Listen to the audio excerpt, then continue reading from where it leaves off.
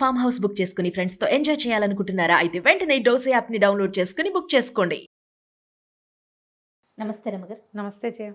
రమ్మగారు, 7 వారాల నగలు రోజుకు ఒక రకం ముత్యాలని, పగడాలని, పచ్చలు, కెంపులు అట్లా వేసుకునేవారు కదా. రానుల కాలంలో అలా జరిగేదా?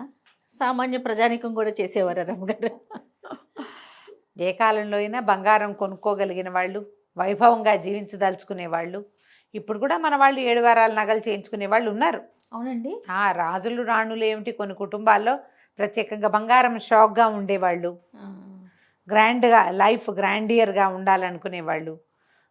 7 వారాలంటే అన్నీ మొత్తం అన్ని నగలు కాకపోయినా రోజుకు ఒక ఉంగరం, ఒక రకమైన ముక్కు పుడక, ఓ రకమైన ఇయర్ రింగు మార్చుకునే వాళ్ళైనా ఉన్నారు. ఇప్పటికి కూడా చేస్తారు. ఇదివరకటంటే అందరి దగ్గర ఉండేవి సంపన్నుల దగ్గర, ఇప్పుడు కూడా సంపన్నుల దగ్గర ఉండే ప్రదర్శన లేదేమో బహుశా.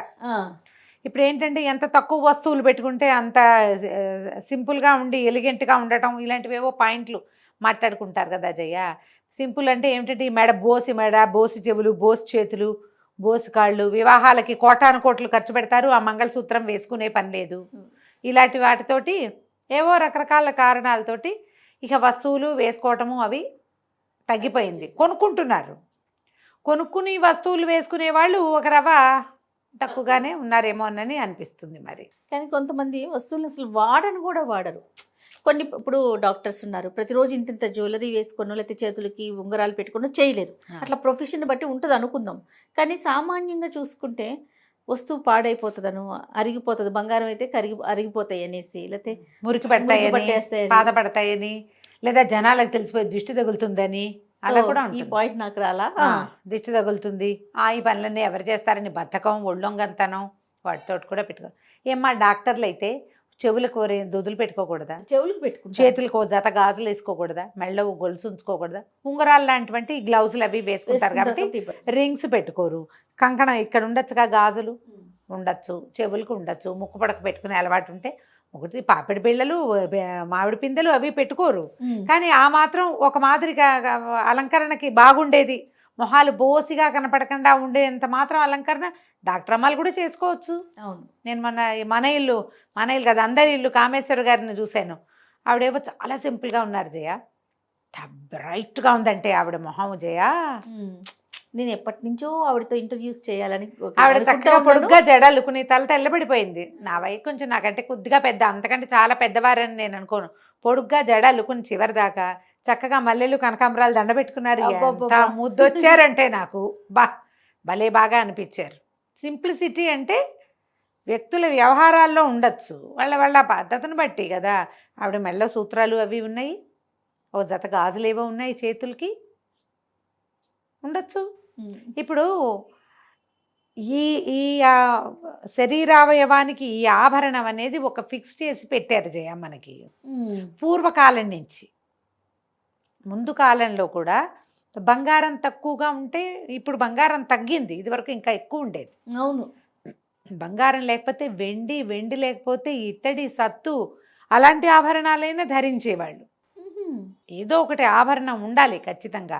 ఈ ఆడవాళ్ళ ఆరోగ్యానికి ఆరోగ్య రహస్యం బంగారంగానే చెప్తారు. అసలు బంగారం పెట్టుకుంటేనే మనుషులకి తేజస్సు, కళాకాంతి వస్తాయి.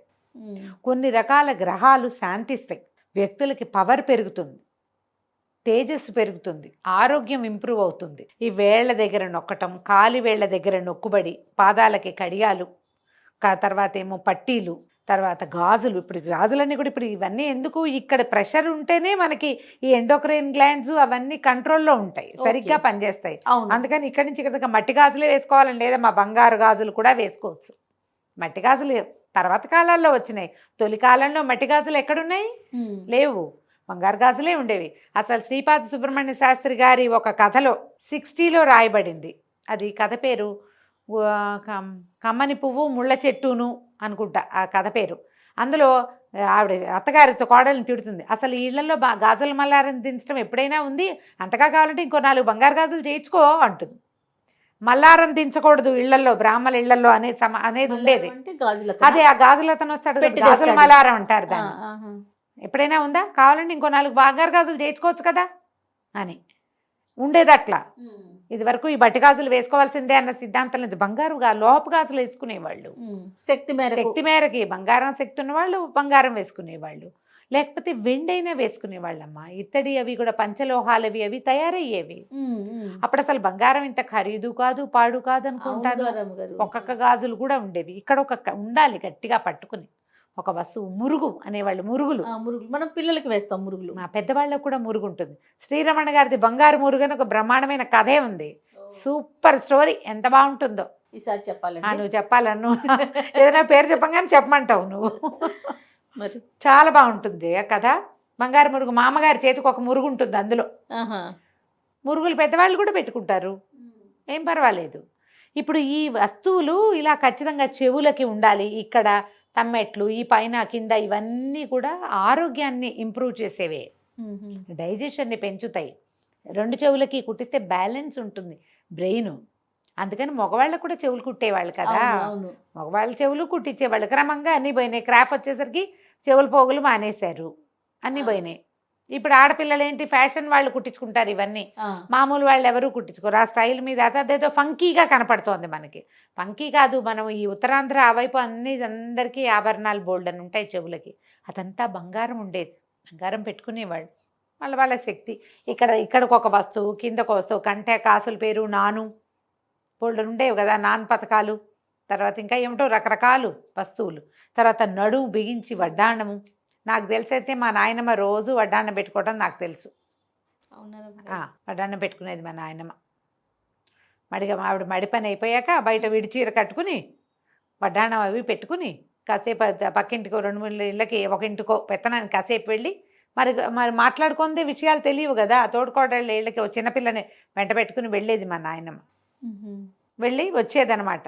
నాకు తెలిసాక ఆవిడ బాగా తిరగటం లేదు, పేరెంటాలకు రావడమే నాకు తెలుసు. ఈ విషయాలు మా అక్కయ్య వాళ్ళు చెప్తారు. మధ్యాహ్నం పూట నాయనమ్మ వెళ్ళి కాసేపు పెదనాయనమ్మ గారింటో కాసేపు కూర్చుని వచ్చేదని. ఎవరో ఒక చిన్నపిల్లని వెంపటి పెట్టుకెళ్ళేది, తనతో పాటు ఉంచుకునేది. ఆవిడ సంక్రాంతి పేరెంటాలకి రావడము, ఇవి పోయటం, అందరికీ రేగుపళ్ళు పోయటం నాకు కూడా తెలుసు. నాయనమ్మ వడ్డాన్నం పెట్టుకోవడం చాలా సహజమైన క్రియగా ఉండేది మాకు. ఆవిడ కాళ్ళకు ఒక కడియాలు పట్టి గొలుసులు 2 ఉండేవి. బాగా పెద్దదైపోయాక మోయలేకపోతుందని పాలేళ్ళు అటొక తాడు ఇటో తాడు వేసి లాగి వాటిని సెపరేట్ చేసి తీయించి వాటితో చిన్న కంచం చేయించారు. అంత బరువు ఉండేవి. అంత బరువు. 2 కడియాలు 2 గొలుసులు, కడియాలు గొలుసులు అనేవాళ్ళు. వాటితోటి ఇంత కంచం. పథకాల పద్ధతి వేరమ్మా. ఇప్పుడు బంగారం ఉంటే మనం కొనుక్కుంటున్నాం, కానీ ఏ సందర్భంలో పెట్టుకుంటున్నాము అనేది మనం ఆలోచించాలి. మీరు బంగారం కొనుక్కోగలిగిన వాళ్ళైతే ఒంటికి సరిపడా ఆభరణాలు పెట్టుకోండి, దాన్ని అనుభవించండి అమ్మా సంపదని. ఏదో ఫంక్షన్కి వెళ్తే కొంతమంది వెళ్తారు జయ, ఫంక్షన్కి వచ్చినప్పుడు లక్షణంగా ఉంటారు. ఇక్కడ ఏదో కనపడుతుంది దగదగలాడుతూ, చెవులకి ఏవో ఉంటాయి పెద్దవి, కాసులు గీజులు వేసుకుంటారా. ఇంటికి వెళ్ళాక మొత్తం ఒలిచేస్తారు, ఏముండవు, సూత్రాలతో సహా ఒలిచి తగిలించటమే. ఎందుకు? ఎవరికైనా చూపించడానికే. ఆ బంగారం తాలూకు అది ఇచ్చే తేజస్సు, అది ఇచ్చే పవరు, దాన్ని మీ శరీరాన్ని స్వీకరించనివ్వండి, మీ గ్రహాలు బాగుపడతాయి. గ్రహాలకి సంబంధం 100% గురుగ్రహానికి సంబంధించిన లోహంగా బంగారాన్ని చెప్తారు.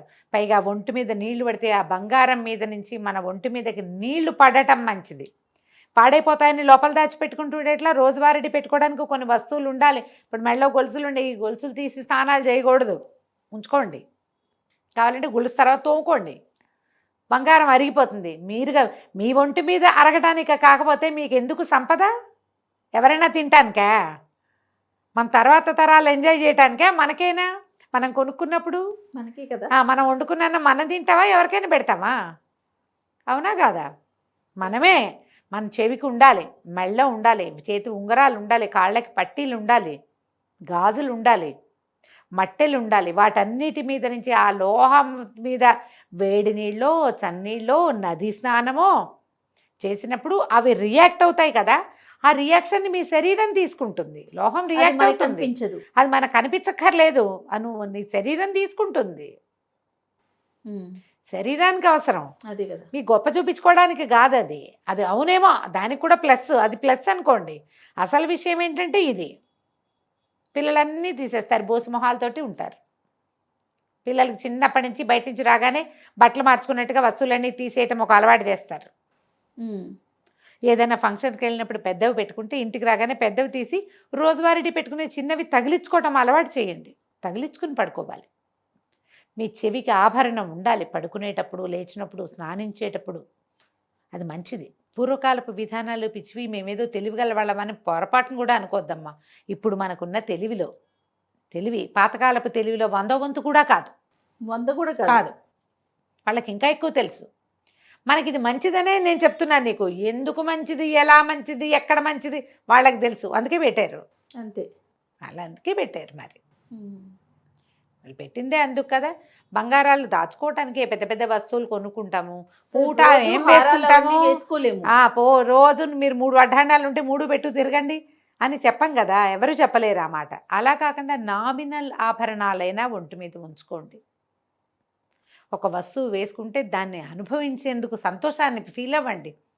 వస్తువు పెట్టుకుంటే సంతోషంగా ఉండాలి కదా. కళాకాంతి వస్తాయమ్మా. బోసి మొహాలతోటి భర్తలకి, మగపిల్లలకి, పిల్లలకి కనపడకూడదు. మగపిల్లలు అనకూడదు, భర్తలకి పిల్లలకి కనిపించకూడదు. అది కూడా బోసు మెడలు అవి తండ్రికి తండ్రి కూడా కనపడకూడదని చెప్తారు. పిల్లకి వస్తే 10-11 ఏళ్ళు వస్తే వివాహయోగ్యమైన వయసు. పాత రోజుల్లో ఏమిటమ్మా, అష్టవర్షాత్ భవేత్ కన్య అన్నారు. 8-9 ఏళ్ళు వచ్చాక పిల్లల్ని అలా బోసిగా ఉంచకుండా మెడలో ఓ సన్నటి గొలుసు, చెవులకేవో చిన్నప్పుడే కుట్టించేవాళ్ళు కదా. కాళ్ళకి పట్టీలు అవి ఉండేవి. మెడలు బోసిగా, చెవులు బోసిగా ఉండకూడదు. భర్తలకు ఆయుక్షీణం, తండ్రులకు ఆయుక్షీణం ఇలాంటివి చెప్తారు జయ.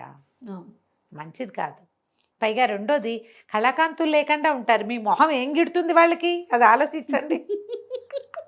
బొట్టు కటక లేకుండా బోడి మొహంగా ఉంటే ఇది ఎవరో అనిపిస్తుంది. అవునా కదా? మరి ఇలా అనకూడదు. బోసిగా ఉంటారు కదా జయ. బ్రైట్గా ఉండదు మొహం, డల్గా ఉంటుంది. మంచి వ్యాలిడ్ పాయింట్ చెప్పారు అమ్మగారు. మీకు నచ్చినా నచ్చకపోయినా మీకు కూడా తెలుసు. యాక్చువల్గా మీకు కూడా తెలుసు కదా జయ. అన్నీ ఉంటే ఆ లుక్ వేరుంటుంది. అన్నీ కాదు, కొన్నైనా కనీసం కొన్నైనా ఉంచుకోండి. ఎక్కడికైనా వెళ్ళేటప్పుడు బాగా తయారవడం, ఇంటికి రాగానే బోసి పెద్దమ్మలాగా అయిపోవటం, ఇది మానేయండి అమ్మా. బంగారం కొనుక్కుంటున్నప్పుడు దాన్ని అనుభవించేందుకు కూడా మనం ఆలోచన చేసుకోవాలి. ఇప్పుడు డైమండ్స్ పెట్టుకుంటామని జయ, డైమండ్స్ మీద నుంచి నీరు ఒంటి మీద పడాలి. చాలామంది, నేను డైమండ్స్ పెట్టుకునే ఫ్రెండ్స్ బోల్డ్ మంది ఉన్నారు. మా అక్కయ్య కూడా రెగ్యులర్ పెద్ద పెద్ద దుద్దులు పెట్టుకుంటుంది. తను పైవి కూడా పెద్ద పెద్దవే తీయదు. స్నానం చేసేటప్పుడు అవి ఉంచుకోవడం. ఎప్పుడో ఏ తలంటో పోసుకుంటారు చూడు, బాగా నూనె రాసుకునేటప్పుడు నూనె ఎక్కుతుందని తీస్తారేమో కానీ రోజువారీ తీసే ప్రసక్తి అసలు లేనే లేదు. అప్పుడే మన ఒంటికి తేజస్సో బలమో వస్తాయి. పోనీ అవి తీసేసి ఇంకో చిట్టివి పెట్టుకోండి. అనుభవించండి. ఏదైనా కొంటే దాన్ని ఎంజాయ్ చేయటం అంటే బీరువాలో పెట్టుకుని ఫ్రెండ్స్కి చూపించి ఫోటోలు పెట్టి I brought this, I did this అని పెట్టడం కాదు. ఐ వేర్ దిస్ అని పెట్టుకుని నేను పెట్టుకుంటాను. అదే కదా. పెట్టుకుని దాని సౌందర్యాన్ని అనుభవించండి. దానివల్ల మీ గ్రహాలకో లేకపోతే మీ తాలూకు జస్ట్ అవుట్లుక్కో, మీ తాలూకు ఏమంటే పర్సనాలిటీకో దాన్ని ప్లస్ చేసుకోండి. అంతే కదా. సూపర్ రమ్ గారు. నమస్తే. నమస్తే.